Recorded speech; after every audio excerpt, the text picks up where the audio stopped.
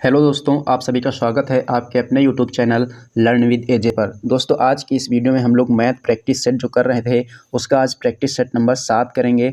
तो चलिए दोस्तों, शुरू करते हैं आज की अपने इस सेशन को और देखते हैं आज का अपना पहला प्रश्न। तो आज का जो अपना पहला प्रश्न है उसमें आपको दिया गया है कि 0.24 को सबसे छोटी भिन्न में बदल कर कैसे लिखेंगे। हमको यहाँ पर बताना है कि 0.24 को सबसे छोटी भिन्न के रूप में अगर लिखना है तो इसको हम किस प्रकार से लिखेंगे, ये हमको बताना है। तो चलिए देखते हैं इसको कैसे हमें हल करना है और कैसे इसका आंसर बताना है। तो यहाँ पर दिया गया है 0.24। यहाँ पर आपको क्या दिया गया है 0.24। आपको पता होगा कि जब भी हम दशमलव का चिन्ह हटाते हैं तो नीचे कुछ जीरो की संख्या बढ़ जाती है और कितनी बढ़ती है, जितने अंकों के बाद यह दशमलव का चिन्ह लगा हुआ होता है। तो ये जो दशमलव का चिन्ह है कितने अंकों के बाद लगा हुआ है, 2 अंकों के बाद। 1 और 2 अंकों के बाद यहाँ दशमलव का चिन्ह लगा है, तो यहाँ पर हम 2 जीरो बढ़ा लेंगे और साथ में लिखेंगे 1। ऊपर कितना था, ऊपर था आपका ये 24। अगर हम इसको 4 से काटेंगे तो कितनी बार कटेगा, 4 छंग 24, और इसको 4 से काटेंगे 4 दूना 8 और 4 पंजे 20। तो ये आपका कितना आ जाएगा, ये आ जाएगा आपका 6/25। और इसको इससे ज़्यादा सरल रूप में नहीं लिखा जा सकता है, इसलिए इसका जो सही जवाब होगा वह होगा 6/25, यानी कि ऑप्शन नंबर सी। चलिए दोस्तों, अब हम देखते हैं आज के प्रैक्टिस सेट का क्वेश्चन नंबर 2। क्वेश्चन नंबर 2 में दिया गया है कि 8 आदमी किसी काम को 10 दिन में कर सकते हैं। काम शुरू होने के 3 दिन बाद 4 आदमी काम छोड़कर चले जाते हैं, तो शेष बचे आदमी उस काम को कितने दिन में पूरा कर लेंगे। तो यहाँ पर जो है 8 आदमी जो हैं किसी काम को कितने दिन में कर लेते हैं, 10 दिन में कर लेते हैं। तो सबसे पहले हमें टोटल कार्य पता होना चाहिए कि टोटल कार्य हमारा क्या है। तो टोटल कार्य निकालने के लिए क्या करते हैं, टोटल कार्य अगर हमें पता करना है, देखना है कि कितने आदमी इस काम को कितने दिन में कर रहे हैं। तो 8 आदमी इस काम को कितने दिन में कर रहे हैं, 10 दिन में कर रहे हैं। तो 8 आदमी इसको 10 दिन में कर रहे हैं, तो टोटल कार्य कितना हो जाएगा, टोटल कार्य हो जाएगा 80। और कहा गया कि काम शुरू होने के 3 दिन बाद 4 आदमी काम छोड़कर चले जाते हैं, यानी जब काम शुरू हुआ तो उसके 3 दिन बाद 4 आदमी काम छोड़कर चले गए, यानी कि 3 दिनों तक कितने आदमियों ने काम किया, 3 दिनों तक 8 आदमियों ने काम किया। 8 दिनों तक कितने आदमियों ने काम किया, 3 दिनों तक काम किया है। तो इन्होंने कितना काम कर लिया होगा, अगर 8 आदमियों ने अगर 3 दिन तक काम किया है तो काम कितना हो गया होगा, 8 तियां 24। ये काम हमारा हो चुका है, ये जो 24 है ये हमारा काम हो चुका है। तो शेष काम कितना बचेगा, 80 में से 24 काम घटा देंगे, क्योंकि हमारा कुल कार्य कितना है 80, और 80 में से 24 काम तो हो चुका है, तो इसको हमें घटाना है। 10 से 4 घटाएंगे आ जाएगा 6, और 7 से 2 घटाएंगे आ जाएगा 5। यानी ये जो कार्य आया हुआ है ये आया है बचा हुआ कार्य।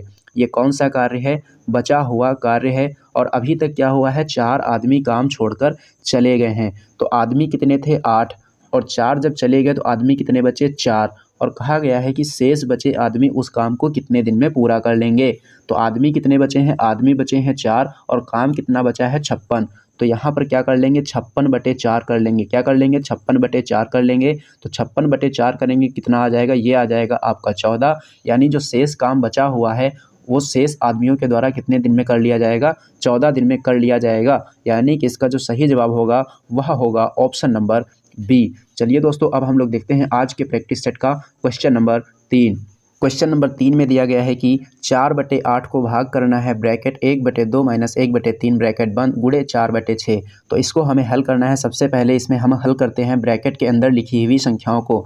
तो ब्रैकेट के अंदर लिखी हुई संख्याएं हैं 1/2 - 1/3, और 1/2 से 1/3 घटाएंगे तो कितना आ जाएगा, 3 - 2, कितना आ जाएगा, 3 - 2 यानी कि 1, और 1 कितना आ जाएगा, 1/6। तो यहाँ पर आ जाएगा 1/6, और इधर कौन सी संख्या लिखी हुई है, 4/8, और ये डिवाइड का चिन्ह था। और इधर कौन सी संख्या लिखी हुई है, 4/6, और बीच में चिन्ह किसका है, गुणे का। तो अगर हम इस भाग के चिन्ह को गुणे में चेंज करना चाहें तो क्या कर सकते हैं, 4/8 लिखेंगे, और इस भाग के चिन्ह को अगर हम गुणे में चेंज करना चाहें तो 1/6 को हम लिख देंगे 6/1, और ये आपका है 4/6। कितना है, 4/6। अब 6 से 6 कट जाएगा, 4 एकम 4, 4 दूना 8, 2 एकम 2, और 2 दूना 4। तो आपका यहाँ पर आंसर कितना आ जाएगा, आपका जो आंसर है वह आ जाएगा 2, यानी कि option number D. Option number D इसका सही उत्तर हो जाएगा। चलिए दोस्तों, अब हम लोग देखते हैं आज के प्रैक्टिस सेट का क्वेश्चन नंबर 4। क्वेश्चन नंबर 4 में आपको दिया गया है कि राम ने 12,000 रुपये लगाकर एक व्यापार प्रारंभ किया। 6 महीने बाद रहीम ने भी 15,000 रुपये लगाकर व्यापार में साझा कर लिया। यदि वर्ष के अंत में राम को 6400 रुपये का लाभ हुआ हो तो रहीम को कितना लाभ मिलेगा। तो सबसे पहले हमें ये पता होना चाहिए कि लाभ को किस रेशियो में बांटा जाता है। ये जो लाभ है ये पूंजी गुना समय के रेशियो में बांटा जाता है। पूंजी गुना समय के रेशियो में बांटा जाता है।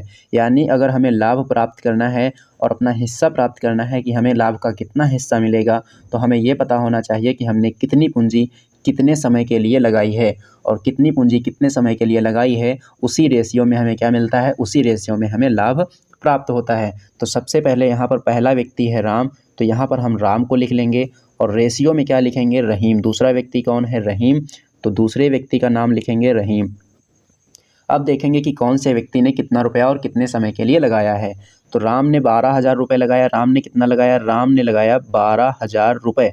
राम ने लगाया 12,000 रुपये और उसके बाद 6 महीने के बाद कौन आ जाता है, रहीम। रहीम ने कितने रुपये लगाए, रहीम ने लगाए 15,000 रुपये। और पूछा गया है वर्ष के अंत में, तो सबसे पहले ये बताइए कि एक वर्ष में कितने महीने होते हैं। एक वर्ष में 12 महीने होते हैं और रहीम जो है 6 महीने के बाद आया था। अगर ये 6 महीने के बाद आया है तो इसने अपने जो 15,000 रुपये की पूंजी लगाई है कितने समय के लिए लगाई है, 6 महीने के लिए लगाई है। क्योंकि एक वर्ष में 12 महीने होते हैं और 12 महीने में से 6 महीने तक तो ये आया ही नहीं, 6 महीने के बाद आया। तो 12 में से 6 घटाएंगे तो कितना आएगा, 6।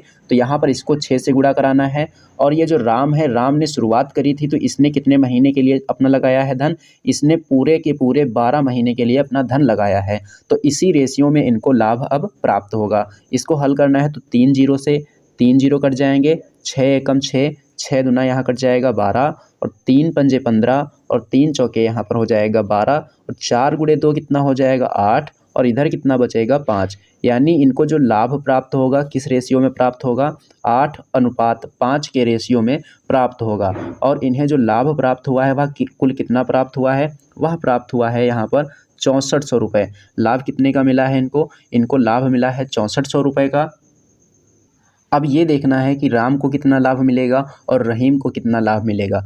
हमसे पूछा किसका गया है, हमसे पूछा गया है रहीम का हिस्सा।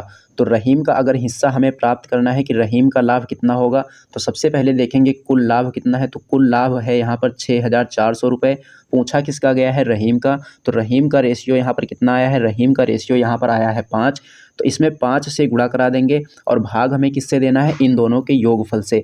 8 और 5 कितना हो जाएगा, 8 और 5 हो जाएगा यहाँ पर 13। यहाँ पर कितना हो जाएगा, 8 और 5 हो जाएगा यहाँ पर 13। सॉरी, यहाँ पर 13 नहीं आएगा क्योंकि ये जो हिस्सा दिया गया है, ये जो लाभ दिया गया है किसका दिया गया है, राम का। राम का लाभ कितना है 8, तो यहाँ पर 8 से भाग देंगे। किससे भाग देंगे, 8 से भाग देंगे क्योंकि ये राम का लाभ दिया गया है ना कि दोनों का। तो राम का लाभ कितना है 6400, तो रहीम का कितना हो जाएगा 8 एकम 8, 8 अठे 64। तो ये आपका आ जाएगा 800 और 800 गुणा 5 करेंगे तो कितना हो जाएगा, ये हो जाएगा आपका 4000। यानी कि जो रहीम को हिस्सा प्राप्त होगा वह कितना प्राप्त होगा, 4000 रुपये प्राप्त होगा। इसलिए जो इसका सही जवाब हो जाएगा कौन सा हो जाएगा, ऑप्शन नंबर ए हो जाएगा। चलिए दोस्तों, अब देखते हैं आज के प्रैक्टिस सेट का क्वेश्चन नंबर 5। क्वेश्चन नंबर 5 में आपको दिया गया है कि नीचे दिए गए पाई चार्ट में किसी परिवार के विभिन्न मदों पर खर्च को प्रदर्शित किया गया है। इस पाई चार्ट का सावधानीपूर्वक अध्ययन करके इससे संबंधित नीचे दिए गए प्रश्न का उत्तर दें। ये आपको एक पाई चार्ट दिया गया है और जिसमें आपको दिया गया है कि भोजन पर 40% खर्च किया जाता है, कपड़े पर 20% खर्च किया जाता है, दवा पर 5% खर्च किया जाता है और अन्य खर्चे जो हैं उन पर 15% खर्च किया जाता है और किराए पर 10% खर्च किया जाता है और शिक्षा पर 10% खर्च किया जाता है। अब देखते हैं कि हमसे प्रश्न क्या पूछा गया है। प्रश्न में बताया गया है कि यदि भोजन पर खर्च 750 रुपये प्रति माह है, यानी कि जो भोजन पर खर्चा है वह है एक महीने का 750 रुपये। क्योंकि एक महीने का हमने किस लिए कहा, क्योंकि यहाँ लिखा है प्रति माह। प्रति माह का मतलब एक महीने, और एक महीने का खर्चा कितना है 750 रुपये। किस पर ये 750 रुपये है, भोजन पर। भोजन पर हम परसेंटेज देखेंगे तो कितना है, भोजन पर परसेंटेज है 40, यानी कि 40% बराबर कितना है, 40% बराबर है 750। 40% बराबर कितना है 750, तो 1% बराबर कितना हो जाएगा, 1% बराबर हो जाएगा 750/40। इतना हमको करना ही करना है और उसके बाद हमको देखना है कि हमसे क्या पूछा गया है। हमसे पूछा गया है शिक्षा पर वार्षिक व्यय कितना है। तो 1% की वैल्यू हमने निकाल ली है कितनी, 750/40। अब पूछा गया है शिक्षा पर वार्षिक व्यय, तो शिक्षा कहाँ पर है, शिक्षा है ये, और शिक्षा पर कितना परसेंट खर्च किया जा रहा है, 10%। तो इसमें क्या करा देना है, इसमें हमको 10 से गुणा करा देना है। और ये जब हम इसमें 10 से गुणा कराएंगे तो ये जो खर्च आएगा शिक्षा पर 1 महीने का खर्च आएगा। लेकिन हमसे क्या पूछा गया है, वार्षिक व्यय। तो वार्षिक यानी कि 1 वर्ष में कितने महीने होते हैं, 12। तो इसमें हम 12 से और गुणा करा देंगे। अब इसको हम हल कर लेंगे, 0 से 0 काट देंगे, 4 एकम 4, 4 तिये 12। उसके बाद 3 को 0 से गुणा कराएंगे, 0, 3 पंजे 15, कैरी आएगा 1, 3 सते 21 और 1 कितना हो जाएगा, 22। यानी कि जो शिक्षा पर वार्षिक व्यय होगा कितना होगा, 2250 रुपये होगा। इसलिए इसका जो सही आंसर हो जाएगा कौन सा हो जाएगा, ऑप्शन नंबर सी इसका सही आंसर हो जाएगा। चलिए दोस्तों, अब देखते हैं आज के प्रैक्टिस सेट का क्वेश्चन नंबर 6। क्वेश्चन नंबर 6 में आपको दिया गया है कि 360 का 30% माइनस 280 का 10% बराबर 800 का x% है, तो x का मान ज्ञात कीजिए। देखो, इस प्रश्न को हमें आसानी से कैसे हल करना है, सबसे पहले हम इसको समझेंगे। देखो यहाँ पर क्या दिया गया है, प्रतिशत, और प्रतिशत का मतलब क्या होता है, बटे में 100। और जब हम इसके बटे में 100 रखेंगे तो क्या आ जाएगा, बटे में जब 100 रखेंगे तो 2 जीरो से 2 जीरो कट जाएंगे, यानी कि ये जीरो भी खत्म हो जाएगा और ये वाला जीरो भी खत्म हो जाएगा। तो इतनी कैलकुलेशन हमें अपने माइंड में ही कर लेनी है, जिससे कि कैलकुलेशन का तरीका क्या हो सके, फास्ट हो सके।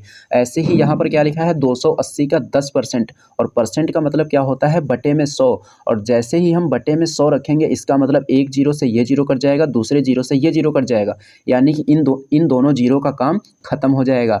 ऐसे ही इधर 800 का x% लिखा है, तो प्रतिशत का मतलब क्या होता है, बटे में 100। तो बटे में 100 से 2 जीरो ये क्या होंगे, खत्म हो जाएंगे। तो इतनी कैलकुलेशन हमको अपने माइंड में ही फास्ट तरीके से कर लेनी है। तो जब यहाँ पर दोनों जीरो खत्म हो जाएंगे, और का मतलब हमने आपको बता रखा है, का मतलब क्या होता है, गुणा। तो 36 × 3 कितना हो जाएगा, 36 × 3 हो जाएगा 108। कितना हो जाएगा, 108। और 28 - 28 × 1 कितना हो जाएगा, का मतलब क्या होता है, गुणा। तो 28 × 1 कितना हो जाएगा, 28 गुना हो जाएगा 1, 28। 28 × 1 कितना हो जाएगा, 28। और बराबर में कितना बचेगा, बराबर में बचेगा 8, और गुना में x यानी कि 8x। 108 से 28 को घटाना है, यानी कि 8 से 8 जाएगा तो बचेगा 0, और 10 से 2 जाएगा तो बचेगा 8। और इधर कितना है, 8 × x। अब इसको काट लेंगे, 8 एकम 8, 8 धामा 80। तो ये आपका x बराबर कितना आ जाएगा, x बराबर आ जाएगा 10, और इसलिए इसका जो सही जवाब होगा वह हो जाएगा ऑप्शन नंबर सी। तो चलिए दोस्तों, अब हम लोग देखते हैं आज के प्रैक्टिस सेट का क्वेश्चन नंबर 7। क्वेश्चन नंबर 7 में आपको दिया गया है कि चीनी का भाव 40% बढ़ जाने से कोई परिवार चीनी का उपभोग कितने प्रतिशत कम कर दे ताकि परिवार का खर्च ना बढ़े। तो जब भी ऐसा प्रश्न आता है तो सबसे पहले हमें क्या करना है, सबसे पहले हमें 100 को लिख लेना है। सबसे पहले हमें क्या करना है, सबसे पहले हमें 100 लिखना ही लिखना है, इसके अलावा हमें कुछ नहीं लिखना है। क्या लिखना है, 100 लिखना है। तो हमने क्या लिखा, 100 लिख लिया। अब यहाँ देखना है कितना प्रतिशत बढ़ा है या फिर कितना प्रतिशत घटा है। तो यहाँ क्या लिखा है, 40% बढ़ा है, तो 100 में 40 ऐड कर देंगे तो कितना हो जाएगा, 140। कितना हो जाएगा, 140। अगर यहाँ कहता कम हो गया है तो हम घटा कर लिखते, यहाँ कहा गया है बढ़ गया है तो हमने बढ़ा कर लिखा है। 100 में 40 बढ़ा दिया, कितना हो गया, 140।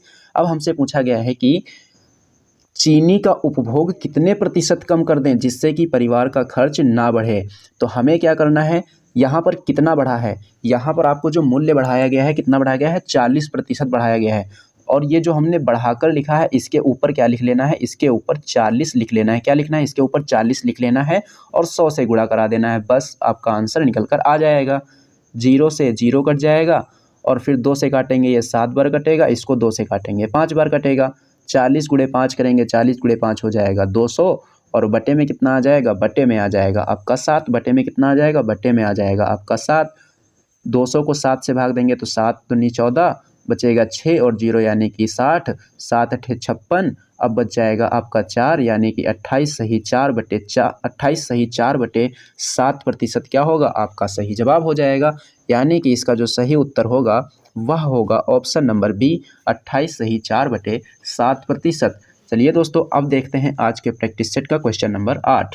क्वेश्चन नंबर 8 में दिया गया है कि 3 अंकों की छोटी से छोटी संख्या निम्नलिखित में से क्या होगी जो 4, 8 और 16 से पूर्णतः विभाजित हो जाएगी। तो मैं यहाँ पर आपको इसके दो तरीके बताऊंगा। सबसे पहले आपको करना है ऑप्शन से। किससे करना है? ऑप्शन से करना है। और पूछा क्या गया है? छोटी से छोटी संख्या। तो ऑप्शन भी कैसे चेक करने हैं इसका भी तरीका बताऊंगा। यहाँ क्या पूछा गया है? छोटी से छोटी संख्या। तो सबसे छोटी संख्या इन चारों में कौन सी है? 111, 112, 110, 108। सबसे छोटी संख्या कौन सी है? सबसे छोटी संख्या है 108। अब 108 को हमें क्या करना है? देखना है कि 4, 8 और 16 से पूर्णतः विभाजित है कि नहीं। तो 4 से अगर चेक करेंगे तो 4 से अगर चेक करना है तो लास्ट का देखना है 2 अंक। लास्ट का 2 अंक क्या है? 0 और 8। तो 4 से ये कट जाएगा। और 8 से देखना है तो यहाँ पर देखना है पूरी संख्या को। 3 अंक देखे जाते हैं तो 3 ही अंक हैं इसमें। तो 8 एकम 8, यहाँ बचेगा 2। तो 2 और 8 कितना हो जाएगा? 28। यानी कि ये 8 से नहीं कटेगा। इसका मतलब हमारा आंसर ये नहीं होगा। अगर इसको हम 4 से चेक करेंगे तो लास्ट के 2 अंक चेक करने हैं, 4 से कट रहे हैं या नहीं कट रहे हैं। तो 10 जो है 4 से पूर्णतः विभाजित नहीं है, यानी कि हमारा आंसर ये भी नहीं होगा। 11 को अगर चेक करें तो 11 भी 4 से पूर्णतः नहीं विभाजित होगा, तो आंसर हमारा ये भी नहीं होगा। तो 4 3 12, मतलब ये 4 से भी कट जाएगा और ये 8 से भी कट जाएगा। और 16 सत्ते कितना होता है? 112, यानी 16 से भी कट जाएगा। और 14 8 112 होता है, 16 सत्ते 112 होता है। और ये आपका 4 से कितनी बार कटेगा? 4 दूना 8 और 4 दूना 8 और 4 8 32, यानी कि 28 गुना 4 कितना होता है? 112। तो 4 से भी कट रहा, 8 से भी कट रहा, 16 से भी कट रहा, यानी इसका सही उत्तर हो जाएगा ऑप्शन नंबर बी।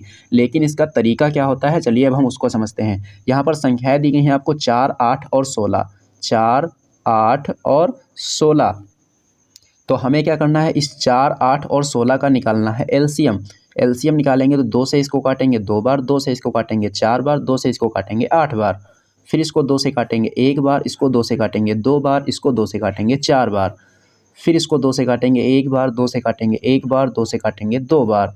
फिर इसको 2 से काटेंगे 1, 1 और 1।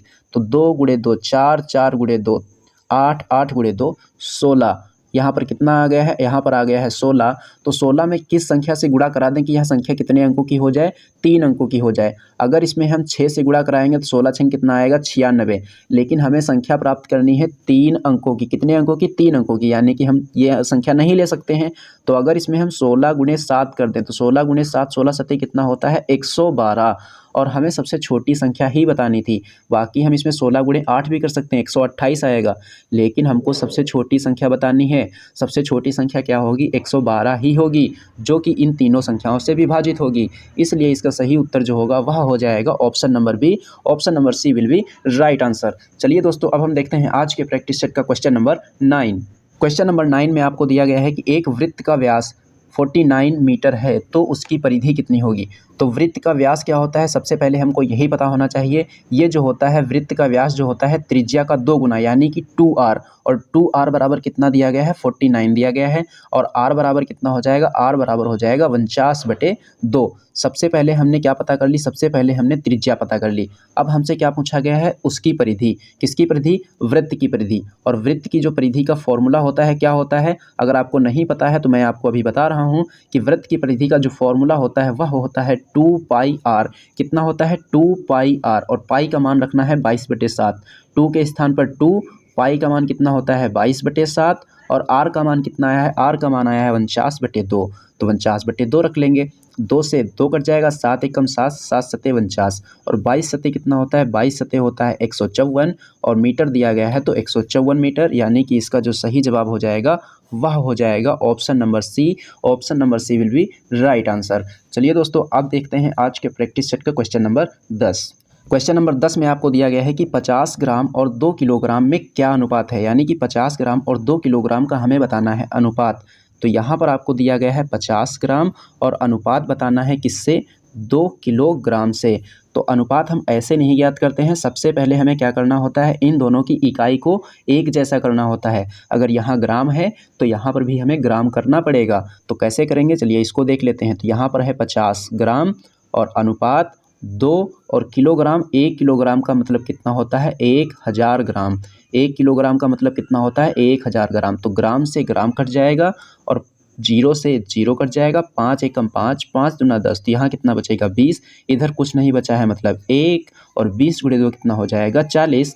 यानी कि 50 ग्राम और 2 किलोग्राम का जो अनुपात होगा कितना होगा? 1:40 होगा। और इसलिए इसका सही जवाब हो जाएगा option number A. Option number A will be right answer. तो दोस्तों ये था आज का आपका प्रैक्टिस सेट, और यह सेशन आपको कैसा लगा है कमेंट बॉक्स में कमेंट करके ज़रूर बताना। अगर ये सेशन आपको पसंद आया हो तो इसे लाइक करना, इसे अपने दोस्तों में शेयर करना। और हाँ दोस्तों, अगर आप लोगों ने अभी तक हमारे चैनल को सब्सक्राइब नहीं किया है तो चैनल को सब्सक्राइब कर लेना और बेल आइकन पर क्लिक करके ऑल पर ज़रूर क्लिक कर लेना, ताकि इस चैनल पर जब भी कोई वीडियो अपलोड की जाए तो उसकी नोटिफिकेशन आपको सबसे पहले मिले। तो चलिए दोस्तों, मिलते हैं एक नेक्स्ट वीडियो में।